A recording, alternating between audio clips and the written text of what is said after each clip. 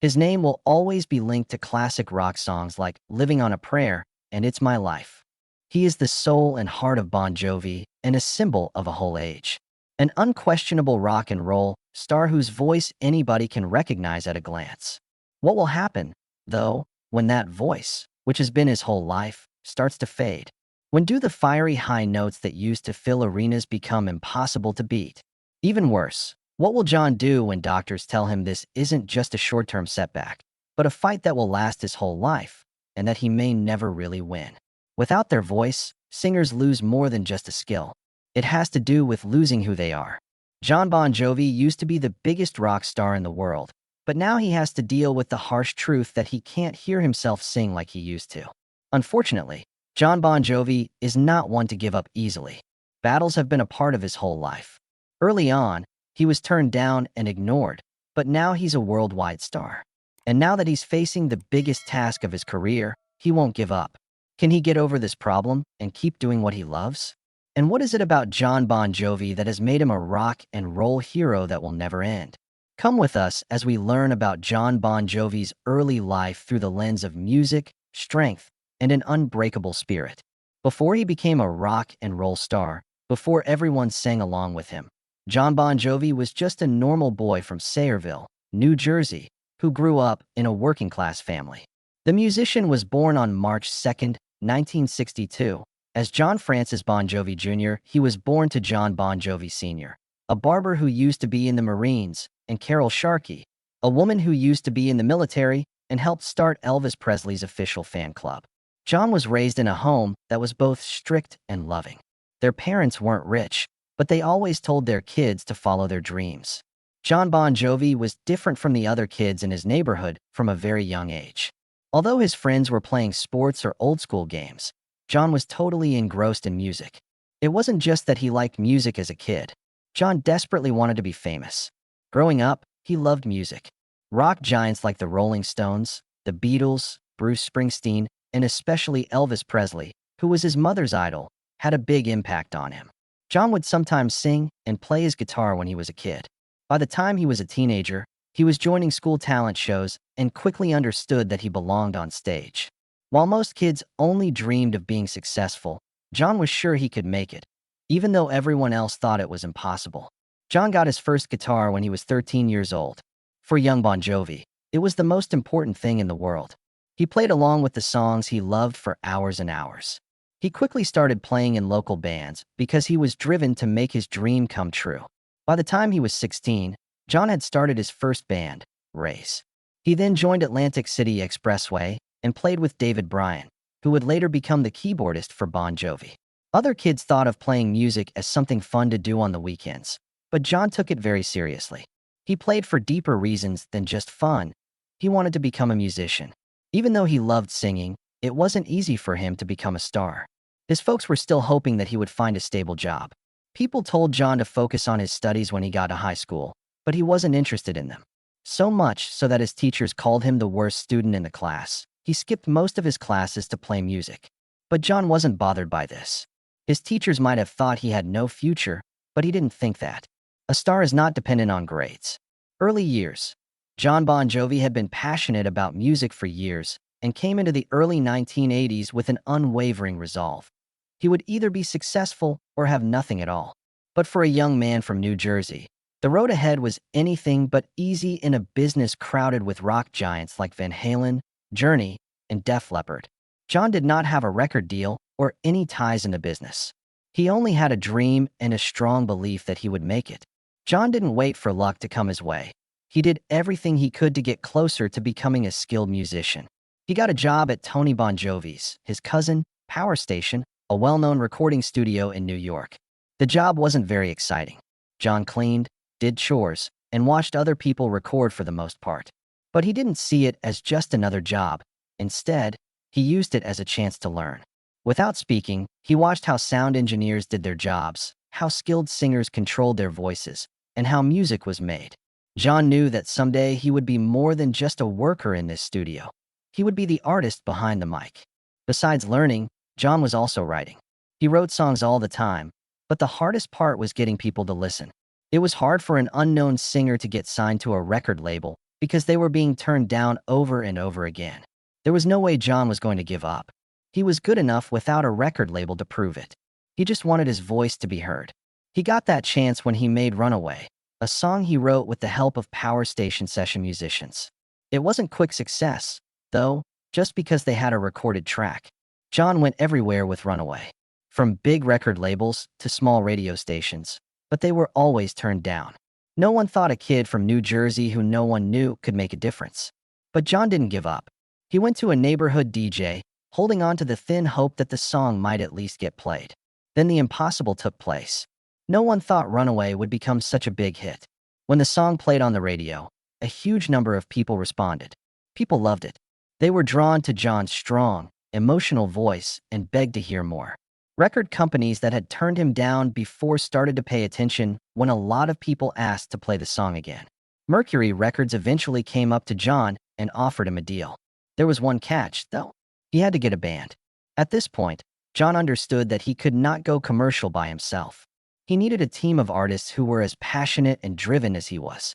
He quickly found the best players he knew and hired them. On keyboards were David Bryan, a friend from high school, Alec John Such, a bassist with a lot of experience from the local rock scene, and Tico Torres, a great drummer who had already worked with big names. Richie Sambora, a guitarist with great skill and a natural knack for writing songs, was the most important piece of the puzzle. When Jon and Richie met for the first time, they knew they had the same burning musical vision.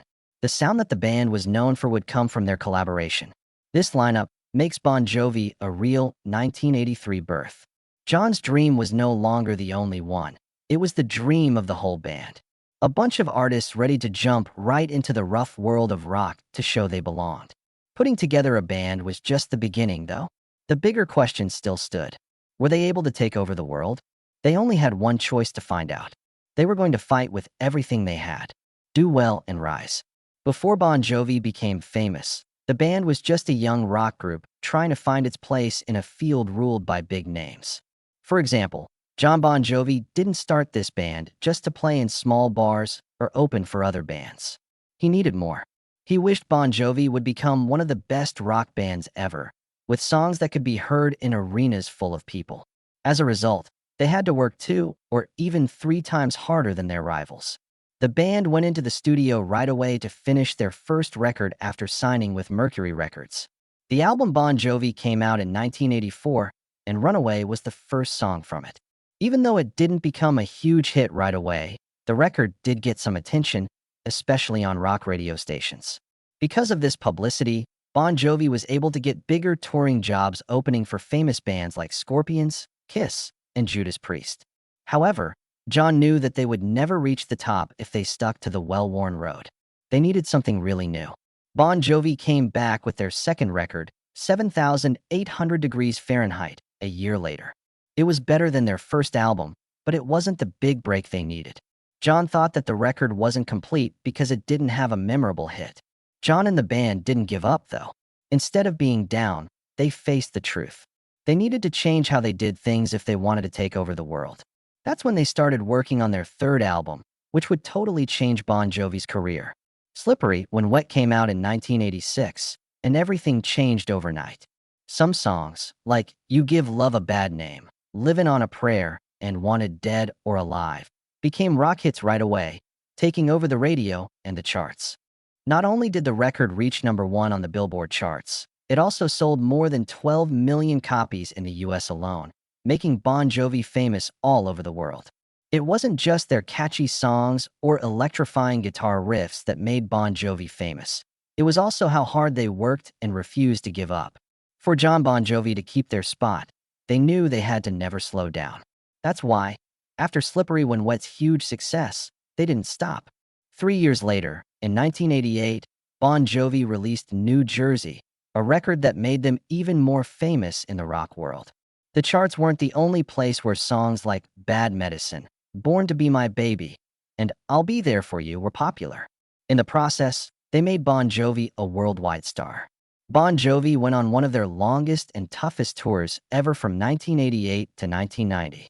Over 230 shows were held around the world during the 16-month New Jersey tour.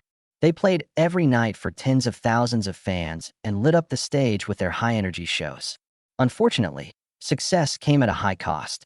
Bon Jovi became a cultural phenomenon as well as a rock star group very quickly. Still, success always brings its own problems.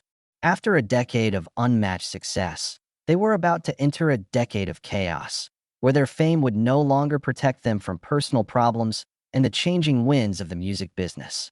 Jon Bon Jovi was about to face his toughest test yet: problems and disagreements within the band. Bon Jovi was one of the biggest rock bands in the world in the 1990s, after having a great run in the 1980s. But once they were at the top, the weight of fame started to hit them hard. The constant touring, the pressure to keep making hits, and the fans' unwavering demands started to wear on the band, especially lead singer Jon Bon Jovi, who was also the leader and had to carry the weight of the band's future. After the intense 16-month New Jersey tour with more than 230 shows, Jon was mentally and physically worn out. He didn't have any drive at all and felt like a walking dead. He thought about whether everything he had worked for still mattered one dark night while driving alone on the Pacific Coast Highway. Whether he really wanted to keep going in this direction. The truth hit me hard. Famous people weren't always a dream. There were times when the artists were locked inside a gold cage. Jon was not the only one who was tired. All of the other members were also about to snap. Their family and personal lives were far away because they had been on the road for almost 10 years and lived in hotel rooms. Tico Torres was tired from how busy he had been. David Bryan had major health problems, and Jon's best friend and musical partner, Richie Sambora, was also having a hard time. Although there were never any major fights in the band, the stress built up every day. They weren't young dreams ready to give up everything to get ahead. They were grown men with different goals. In 1991, Jon Bon Jovi chose to take a break from the band to get to know himself better. His solo record Blaze of Glory, which was a soundtrack for the movie Young Guns 2, was a huge surprise hit. But with this success came a question that made me feel bad. Did Jon still need Bon Jovi? The rumors got stronger when Richie Sambora put out his own record, Stranger in This Town, in 1991. Even though it wasn't as popular, it showed that Bon Jovi's members were starting to go their own separate ways. After some thought, Jon understood that Bon Jovi was still an important part of his life, but the band needed to make some changes in order to stay together. He fired the whole management team and made all of the business choices for the band himself. It was a risky move, but it made Bon Jovi stronger when Keep the Faith, 1992 came out. It wasn't just another record.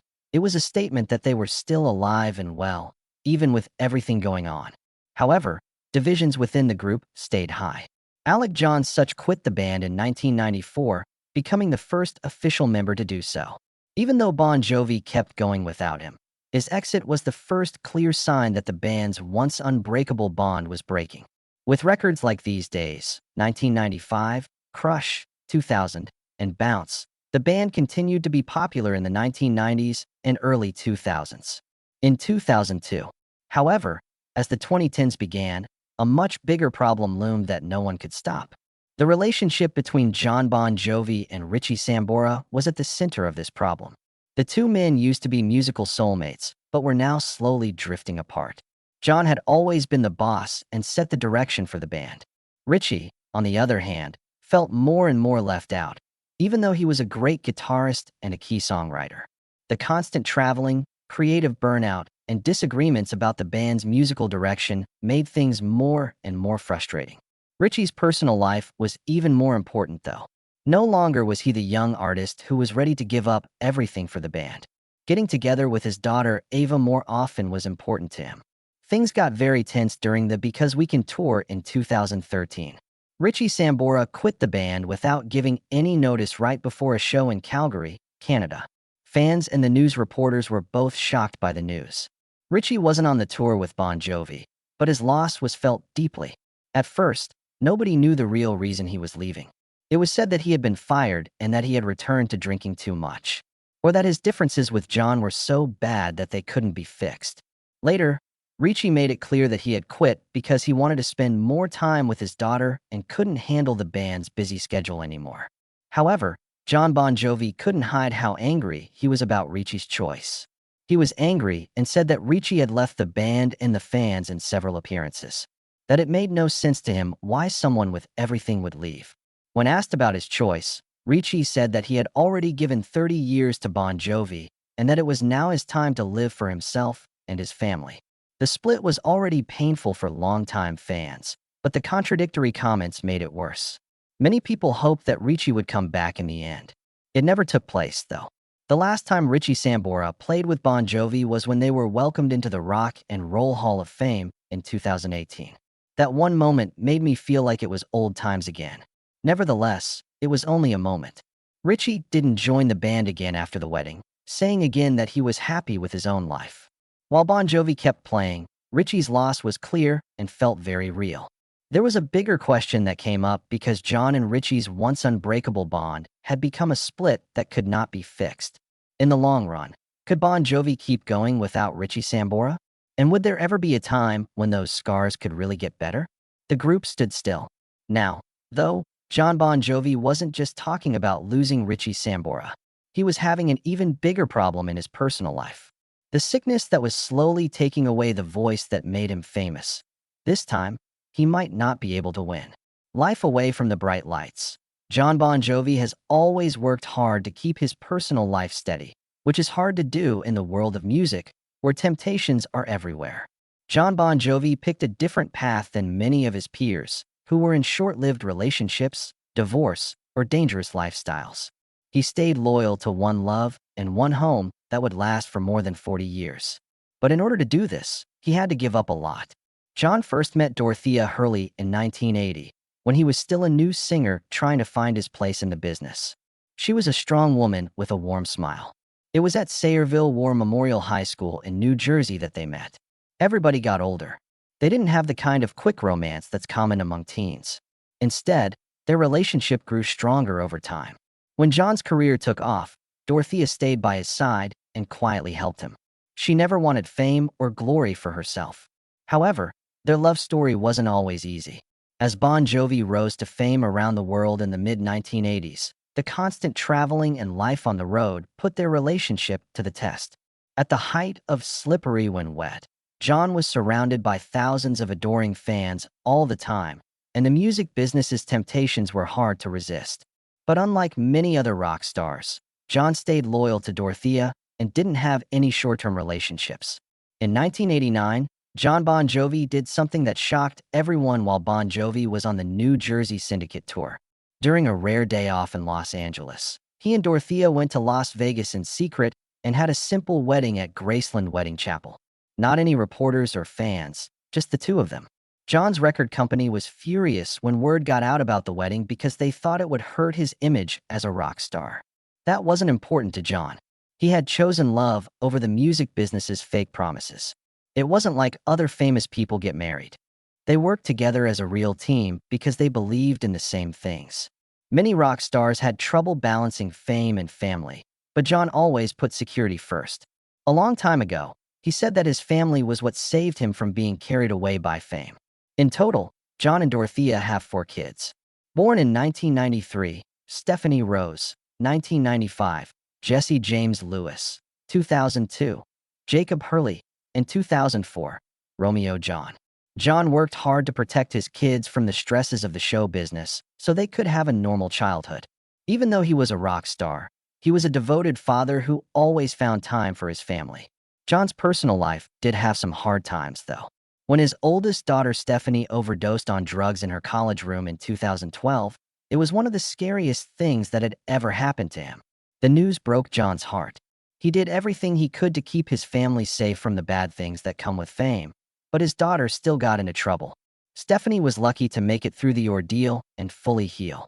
While for Jon, it was a painful reminder that he was just a dad and always worried about his kids, no matter how popular or successful he was. Jon was then told in 2022 that he had vocal cord atrophy, a disease that weakens the vocal cords and makes them unstable and less powerful. As a singer, this wasn't just a health problem. It was terrible to lose them. Jon once said that he felt like he was losing a part of himself. Rather than giving up, he decided to fight. He had surgery on his vocal cords in 2022 to try to get his voice back, and then he did vocal rehab for months. Jon was determined to keep singing even though he knew he might never be able to do it the way he used to. He said he would keep going as long as he could. In addition to his personal problems, Jon has had to deal with stories that keep coming up about his private life, especially about his sexuality. People thought he was either gay or bisexual over the years, and that his marriage to Dorothea was just a front. Jon never talked about these stories directly, and he didn't let them bother him either. When asked about his sexuality in an interview, he laughed and said, "I don't care what people say. The important thing is that I am proud of my life and know who I am." Beyond being a husband and father, Jon Bon Jovi cares a lot about helping others. He started the JBJ Soul Foundation with Dorothea. It is a charity that helps the homeless and other people in need. The JBJ Soul Kitchen idea is one of their most well-known ones. An organization of neighborhood restaurants where people can eat for free or pay what they can. For Jon, success isn't just how many albums he sells or how many arenas he fills. It has to do with improving people's lives in a substantive way. Even though the music business is always changing, Jon Bon Jovi has stayed true to his beliefs. Never did he let fame make him less of who he was. In public, he is a famous rock star with a strong voice. But at home, he is just Jon, a family man who wants to make the world a better place. And maybe that's why Jon Bon Jovi isn't just a rock star, but also a rare figure of strength, loyalty, and kindness that people who don't like rock music look up to. Right now, life and memory. Even though he has been in the music business for over 40 years, Jon Bon Jovi has never stopped working hard at what he does. He is more than just a singer and songwriter. He is a live legend whose music and stance on issues affect many people. Many of Jon Bon Jovi's fans were afraid that he would never fully recover his voice after surgery on his vocal cords in 2022. He never gave up, though, and not only got stronger, he came back with an important musical project. The band's 16th studio record, Forever, came out on June 7, 2024, marking the 40th anniversary of their formation. Forever is more than just an anniversary record. It shows how determined and dedicated Jon is to music. Critics and fans alike had mostly good things to say about the record. Legendary and Living Proof were two songs with strong messages about being strong, believing in yourself, and having a deep love for music. Jon never tried to get back the young energy he had when he was a rock star in the 1980s and 1990s. He instead turned to a more adult and honest form of art expression. An artist who had been through it all and still looked strong on stage. Jon Bon Jovi kept changing by showing up in a surprising way at the 25th Annual Latin Grammy Awards in November 2024. He played Now or Never with Pitbull, which was a thrilling mix of rock and Latin music. Jon tried a new type of music for the first time with this, showing that even at age 60, he was still open to new ideas and changes. To mark his 40-year career, Jon Bon Jovi gave his fans a special gift at the start of 2025. Bon Jovi Forever, a limited edition book he put out, has over 1,300 rare archival pictures, handwritten lyrics, behind-the-scenes stories, and memorabilia that has never been seen before. There was more to this book than just collecting them. Jon wanted to thank his friends from the bottom of his heart for being there for him for 40 years. The release of this book not only gave Bon Jovi fans more information about the band's history, but it also showed how important the band's legacy is. There were more to their journey than just classic hits and sold-out tours. Each song, picture, and moment was a piece of rock history.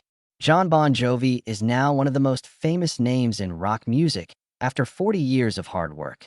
His legacy goes beyond the classics like Living on a Prayer, Always, and It's My Life. He motivated a lot of people by being strong and able to keep doing what he loves even when things got hard. His singing might not be as strong as it used to be, and time might have changed the way he looks, but Jon Bon Jovi's spirit is still strong. Despite everything, he still performs, makes music, and gives it his all, and keeps getting praise from fans all over the world. The most important thing about Jon's memory might not be his music, but the lesson of persistence and kindness that he shows. Not because of the awards or praise he has received, but because of how he has lived his life, with strength, honesty, and an unbreakable drive. And no matter what happens in the future, Jon Bon Jovi's name will always be linked to famous rock songs, strong personalities, and a refusal to give up. How do you feel about Jon Bon Jovi's amazing journey, from his early struggles to the height of his fame, personal issues, and unwavering strength? How did he make you feel? Tell us what you think in the space below. Don't forget to like and subscribe if you enjoyed this story about a rock hero. You can read more inspiring stories about music's biggest stars by doing so.